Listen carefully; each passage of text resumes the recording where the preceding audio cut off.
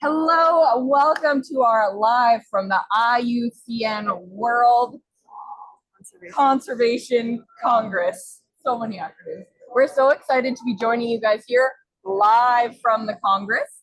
We have a group of students today that are going to share with you a little bit about their time on the ground. First, we're going to do a round of introductions. Hi, my name is Willow. I'm from New Brunswick in Canada. I'm 17 years old. And during the summer, I work as a camp counselor and I love to go hiking and canoeing. Hi, my name is Mateo. I'm from Mexico and I'm 17 years old, but I live in Canada now. And when I'm not at school, you'll often find me working out, going out for outdoor runs, or taking care of my school fish aquarium. Hi, I'm Olivia Chang. I'm 16 years old from Toronto, Canada. I love taking evening walks and planting vegetables with my grandparents in their backyard garden. Hi, I'm Maria Jose Amor, and I come from Buenos Aires, Argentina.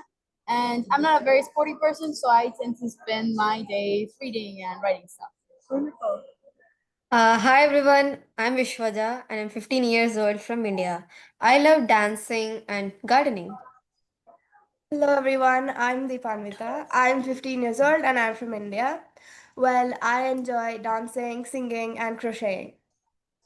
Wonderful. Thank you so much, everyone, for being here with me for this live event. What I would love to do first is to just go around, and I would love everyone to share with me their favorite memory from the Congress, or something they've learned, or something that surprised them, to give the kids at home a bit of an idea of what it's actually like on the ground here. So why don't we go in the opposite order? So we'll start, Vishwaja, with you, and then we'll work our way back around. Well, the whole WCC conference now till now, it's my best part, and I met many people. I made new friends like Willow, Mateo, Olivia, Maho, everyone, and I'm really happy. And I got to know their stories, their experiences, and the projects they worked on, and it's really inspiring. And also yesterday we had meeting with Dolph, his CEO of Toronto Zoo, and he's really passionate for animals and to save planet. So he's really inspiration for me. Yeah. Well, I think the best part for me was on the first day when we met, we had our country presentations, and I just got to know so much about each country and their culture, especially about the indigenous led learning or indigenous importance in their country. I think that's the best part for me. Amazing. Thank you very much. Maho.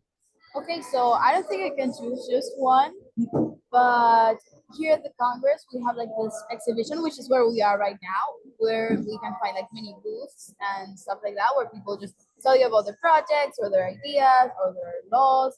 And they actually met up with this organization that was proposing a law about making ecocide, so the extreme damage of the environment, illegal. They're both Ecocide International and Stop Ecocide International. And I think that talking to them and them telling me about their youth programs and how they're making sure that even children or young people have access to the knowledge and are able to like do their part on this, even though it's like a law project, so it's like really serious, was incredible. And that was my favorite part. Amazing.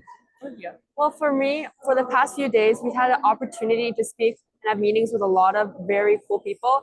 And so we had a meeting with James Bartram where he told us that around two congresses ago, so around 8 years ago, nature education wasn't even a topic that was really discussed at the table.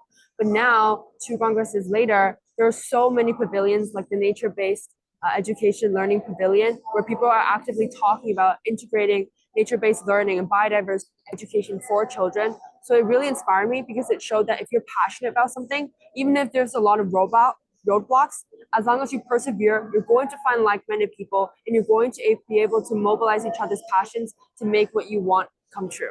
Oh, that's so great. What a great answer. How about you, Mateo? Well, you see, my favorite memory of the whole conference, and I think everyone here knows it, is when I had the chance to meet my all-time hero, Sylvia Arrow. She is an incredible marine biologist, and she is really passionate about protecting our oceans. And I got to meet her after the opening ceremony on the first day. It was so amazing to see her in person, see my dream hero right in front of me, and I even got her to sign a book for me, and she wrote a really meaningful message on there that I don't think I can forget because it's just so amazing. So that was my favorite part of the conference so far. I don't think many students carry a gigantic textbook with them. Yeah, across the world, yeah. So that was very cool. And Willow, what about you? So actually just yesterday, I had the honor of being part of the Canadian Showcase presentation.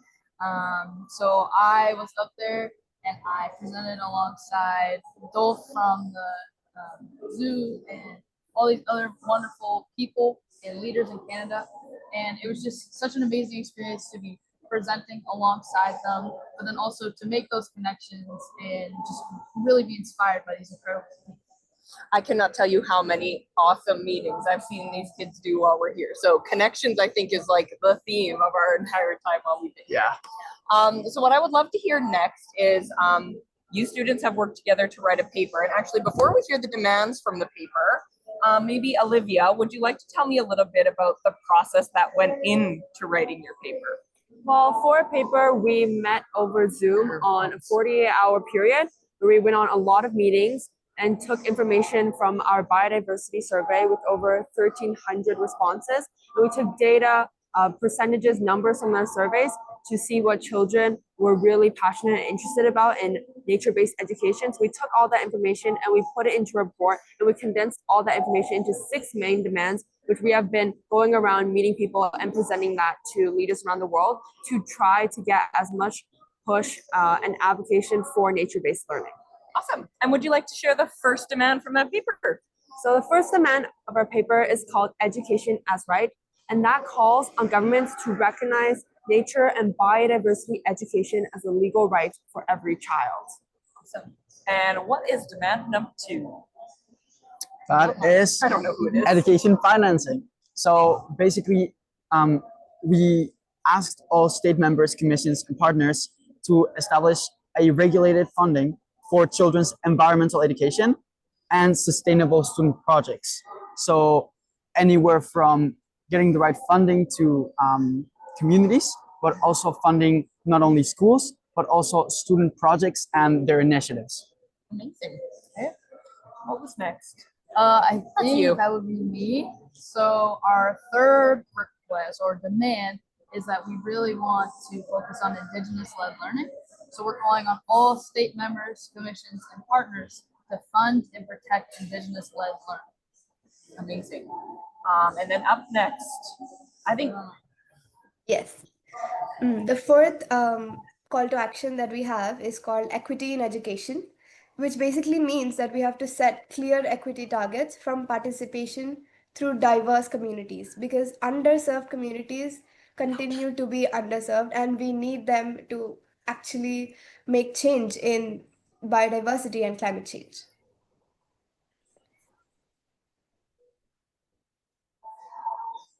I think there's lots of you. Mine is Youth Council. So we call on all state members, commissions, and partners to implement youth councils with voting rights.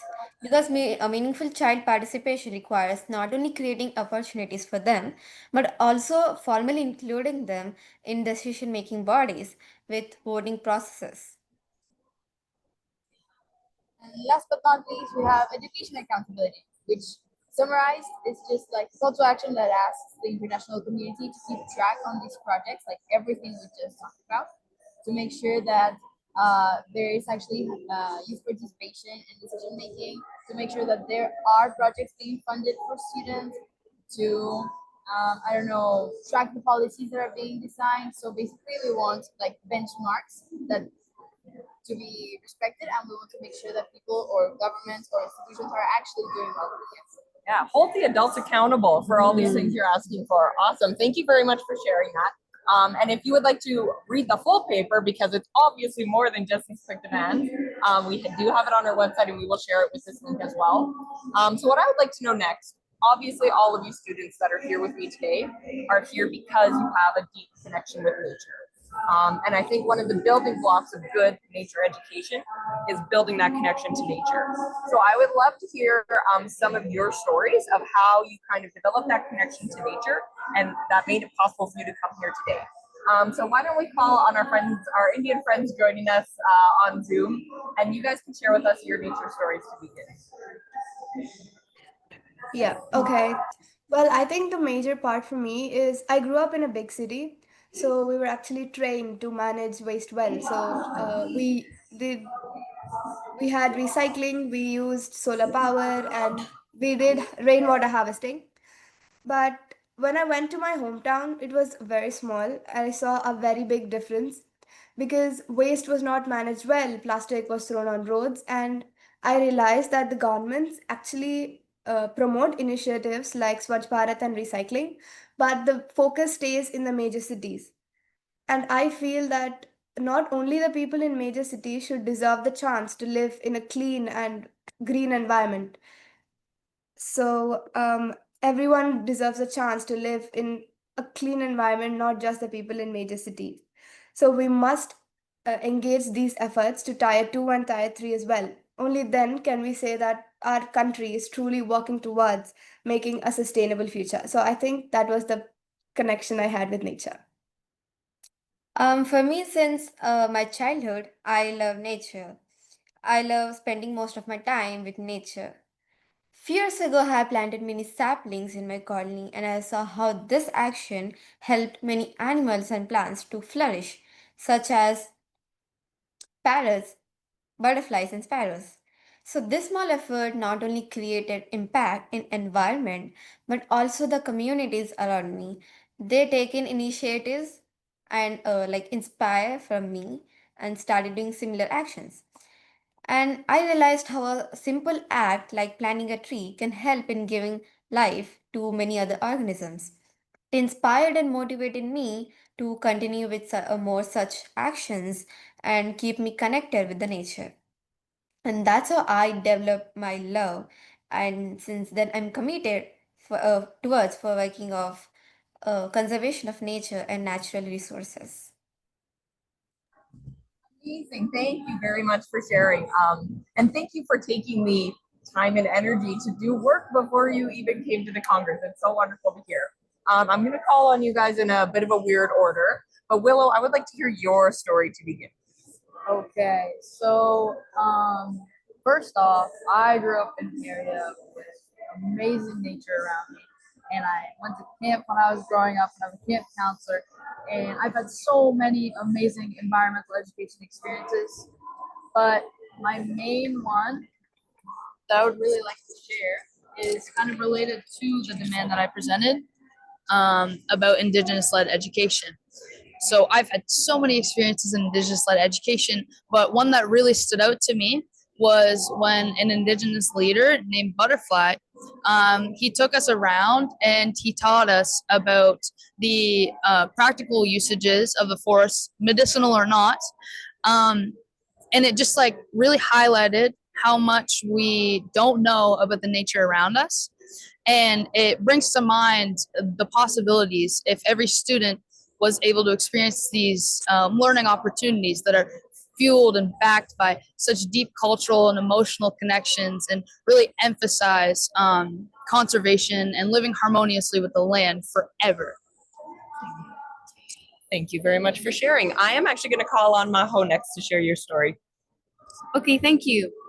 I've also participated in, I guess, wide variety of activities before, but one of my favorite ones is when I was 13, my school got into a municipal competition about creating the blueprint or the project for a public plant nursery. We were told that this plant nursery had to be used for educational purposes and that it had to be able to house native plants. So obviously we were a group of 13-year-olds, so we weren't really expecting to achieve much, but we got so invested, me and my class, that we started to contact civil engineers and biologists and other specialists to help us design this project a lot better. We made a great blueprint. We included native insects as well as native plants. And by the time the deadline arrived and we had to hand in our project, it was amazing and so complete. And we're incredibly proud of what we had come up with. And we also won the competition, so that's great. But I think that what I like the most about this experience is that we were very, very young and sort of inexperienced, but we really worked hard to raise to the challenge and educate ourselves on it. And I think that these hands-on approach sort of projects really encourage children to like learn a little bit more about climate conservation. Absolutely. Thank you very much. I'm going to call on Olivia next to share. You have some. Well, for me, my connection to nature really stemmed from participating in my school's first week-long environmental education program called TC9. So throughout the week, I got the opportunity to learn about concepts like conservation and work in small groups to develop and present our own eco-passion projects. And so topics like supporting pollinators, restoring local habitats, and connecting with community food systems, topics I'd only previously seen in the pages of my textbook, had surfaced in the conversations I had with friends during class breaks, lunch periods, and after-school hangouts. So this program really created an environment of curiosity and responsibility where I felt more connected to the world around me. In fact, it inspired me to actually join my school sustainability council, where I'm now implementing ideas from the program, such as bee pollinator workshops for the wider student body. And so participating in this program was really a turning point for me to see how students like myself can get involved in environmental solutions to solve environmental and nature biodiversity challenges. And so it really showed that the most meaningful initiatives are the ones rooted in genuine student participation. Mateo. So, as I mentioned before, I'm from Mexico, and I think part of my connection to nature is built from that fact. You see, when I used to live in Mexico, my family would visit beaches a lot, and we would go swim in the ocean. But oftentimes, we'd find so much trash around the ocean and on the beaches. And Mexico is a country that still needs to learn a lot from environmental development, and it's a country that still needs to continue and take on a bigger journey to protect its environments. And when I moved to Canada, I realized the differences between these two countries. Canada has been doing so much for the environment and for biodiversity and taking care of its nature. And I realized how much there is to do. It really gave me a different perspective on the world that I used to live in and the world that I live now. And I think that's where my passion comes from being able to tell the difference between these two worlds and how much there is to do. Amazing. Thank you very much for sharing. Thank you everyone for sharing such personal, heartfelt stories. It is something I've noticed a lot here at the conference. All of these high-level speakers and leaders of NGOs, like they all have that emotional connection to nature, and that's kind of what brings us here together. So it's so cool to, I think, join in on this community and be able to share those stories. Now, my final question that I would like everyone to answer, and this is another curveball I'm going to throw at you. For all the students that are going to be watching this live from WCC recording, I would like one piece of advice that you have for them. So if they would like to get more involved in nature conservation, or if they want to, become inspired to take action in their schools, or if they want to run a nature NGO one day, what would be your one piece of advice that you would have for kids to try to engage more in this space or just be better at nature in general? Does that make sense? Okay, now I didn't let you guys prepare answers, so does anybody have a thought first of all? Okay, we'll start with Willow. Yeah, we might as well talk into it, make sure it's clear.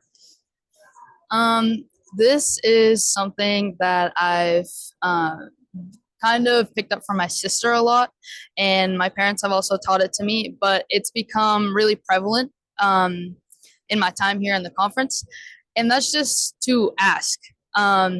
If you see a company or you see a person, they're really cool, you want to get involved, you want to ask them questions, you want to see if you can help them or if they can help you, just ask. My parents always says the worst that can happen is they say no, and then you just ask the next person.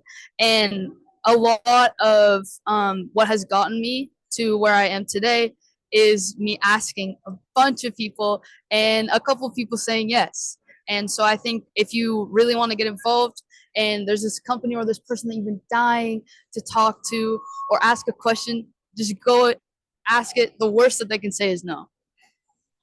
I say that is great advice, like how I asked all of you guys to come do this event with zero prep and pulling you for a meeting. So I asked and you said yes. How about our students from India? Do either of you have some advice that you would like to share for kids wanting to get more involved? Okay. One advice I would give is actually something I picked up from a meeting here. We met with Darlene Upton. She's the vice president of the Protector Areas Establishment and Conservation. She told us that we should never get discouraged when people say no. Like, failure should not scare us, it should be a step towards success. And I felt that was a great advice to give students my age, and especially in my school and my community, to get them to participate in conservation congresses and biodiversity protection and exhibitions like these. I think it's a great advice that I heard from her, and I'm definitely going to implement it in my life as well. Can I say one? Yeah, yesterday, like we had many meetings with like Dolph, James Bartram, many people. So one thing what they said common is that follow your passion. Uh, Work for that. Like don't listen to others. Like you do this, you do that. Just listen to your heart. Put your heart and soul into that work what you love. And yes, carry your passion and advise people. And yeah, that's it. Amazing. Thank you very much for sharing. Maho, what about you? What would your advice be for a child that wants to get more involved? Mike? I guess my advice would be sort of related to what Willow said. Sorry, no new experiences. But instead of saying don't be afraid to ask, I'd say don't be afraid to take the chance. I know it's sort of similar, I'm sorry. But I mean, go join the meeting, go ask the NGO what they're up to, go and start the project that you want to start. Go ask the people if they're interested. Go ahead and try it. You've got nothing to lose. And I mean, you need to sort of take the chance to start your own projects. If you want to start recycling in your home, go ahead and do it. What can your parents say?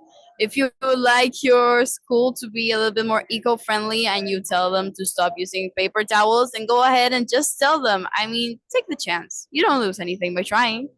Amazing. Well, for me, I'd say that start local. I mean, these are huge, huge challenges. Trying to preserve habitats, trying to prevent the extinction of other animals, trying to fix pollution in the world. These are huge challenges. So don't be afraid to just ask the people around you, the people you volunteer with, the people you go to school with, your family, your friends. You can start your own initiatives by just asking the people around you to join you, because really the most beautiful thing about humanity coming together to fight challenges is that we all have such unique experiences. And the quote goes that if you go and you work alone, you'll go fast, but if you want to go far, you need to work with the people around you. So while you're young, don't be afraid to go ask your friends and family, bring a group of people together and motivate one another to go and change the world and to help the environment. Oh, that's so amazing. Thank you. You can hold that one. Okay. Mateo. For me, this is actually one of the main messages from Sylvia Earle, and she always actually tells people this. Yeah, of course, I'm going to talk about her. She talks about hope, and I think it's really important not to lose hope. A lot of people often find that when they have an idea on when they want to start a project, they say my project is not going to change anything. There's so many people in the world and my impact is going to be too small. But if everyone has the mentality, yes, I want to start a project, then the impact is so much greater. So if you start a project and other people around the world also start other projects, or they pursue their passion, then the impact becomes so much greater. Magnified. Exactly. It just magnifies. So my advice would be to stay hopeful that there's other people out there doing the same things that you want to do, and that your work will not go unnoticed. I just want to say, I think that's like amazing advice. Like you see so many global leaders preaching that, especially now, like Christiana Figueres, and I mean that was one of Jane Goodall's biggest messages was the hope for the improvement of the relationship with nature. I think you kind of nailed it with that one, to be honest. Of course I did. It's amazing. So my final thought or my final message here before we do our cheer. Some kids watching might want to get more involved, but maybe they're not quite ready to come to the Congress. I do have a piece of advice. So one great way to get connected with what we're doing on the ground is through climate art. So we run a virtual art gallery that any student age 6 to 18 can submit art for. The students here today actually have done a couple of art workshops on the ground here, and they've done some art themselves. So if you go to cgeducation.org, you can submit your climate and nature art to be displayed at conferences like this for world leaders. Now, my final thing I would like to do before we close out is to do our final cheer. So we have all done this cheer a million times. You guys know what it's about. So this is our Hands Up for Habitat cheer. So you guys are ready? We're ready? Okay, ready? Wait. I want to hear it this time. Okay. Yeah. We got to bring the energy up. Okay, are we ready? Yeah. Oh, Yes. oh, you want me to? 3, 2, 1. Hands up for habitat. Amazing. Thank you so much for joining us. Thank you for joining us from the hotel. It's wonderful. And we will see you all soon. Bye.